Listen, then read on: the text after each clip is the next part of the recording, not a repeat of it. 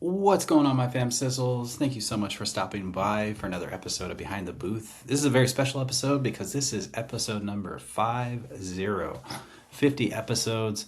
We're almost a little over, or excuse me, a little under a year of doing weekly episodes. So this is pretty cool. I'm excited about this. So thank you guys so much for always tuning in and supporting the podcast. Greatly appreciated. This weekend, we had the privilege of DJing a beautiful wedding at one of my favorite locations out here. It's Chambers Bay in University Place. And it just like, well, first, I want to say thank you to the couple. You guys were absolutely awesome. And it was an absolute honor to be your wedding DJ and MC for such a special day. And it kind of reminded me like why I don't skip Zoom meetings with couples a couple of weeks before their wedding. And the reason for that is that it's not just like, well, we got to talk about some stuff. It's like, no. You look at the wedding outline that they filled out, you get a schedule from them, you make sure that you truly understand their vision. And like the vibe is so important. Like to understand each couple's vibe is like the best thing. So that's why I always do a Zoom.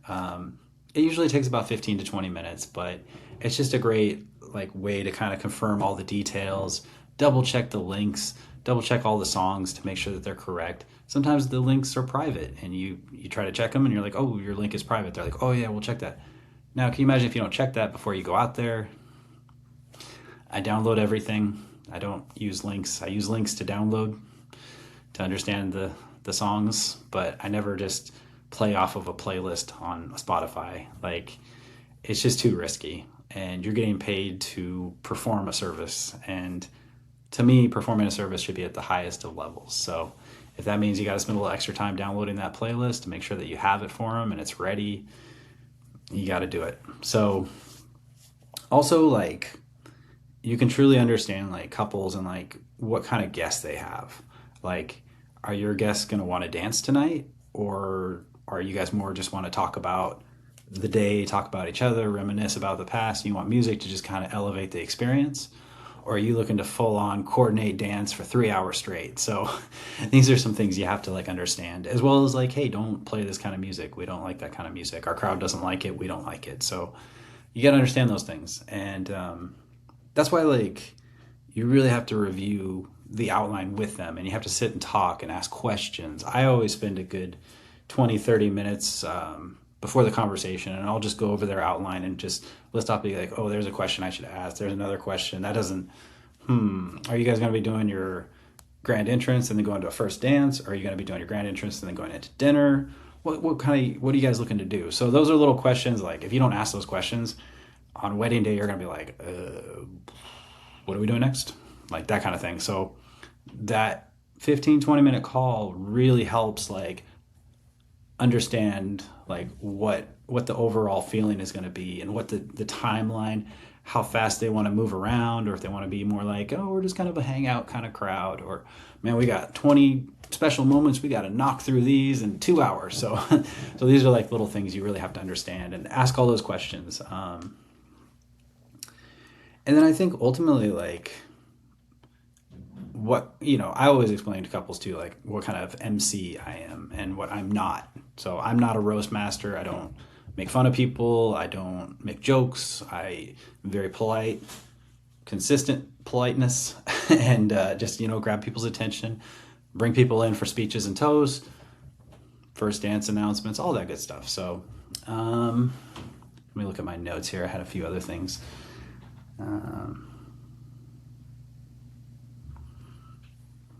Yeah, so those were just some things like right off the top, and like I think if you can really understand the vision and understand the pacing is the big thing, because we did a wedding a few weeks ago and it was a 3 hour cocktail, 3 hour cocktail, and it wasn't play this playlist. These are the songs we want. Play them on rotation. Don't put it up too loud because we have sensitive hearing people. Cool, gotcha. Music's playing the whole time. Hey, can you make an announcement? Yep, no problem. So that's one wedding.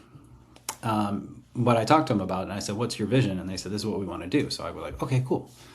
If I go to another wedding, it might be 45-minute cocktail hour, then we're going to party. And then we're going to have ceremony.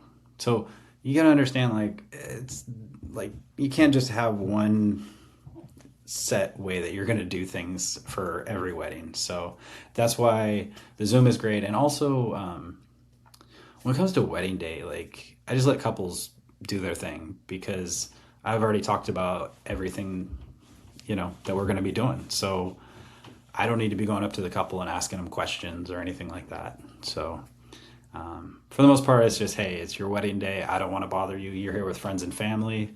Do your thing. I'll do my thing. If I'm unnoticed or if I'm noticed because I'm doing something great, awesome.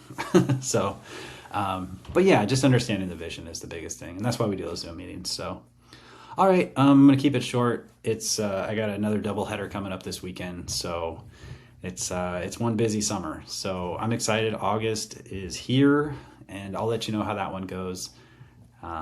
But yeah, it's a great time of the season right now. So I hope you're doing well and we will talk to you on the next one. All right. Bye.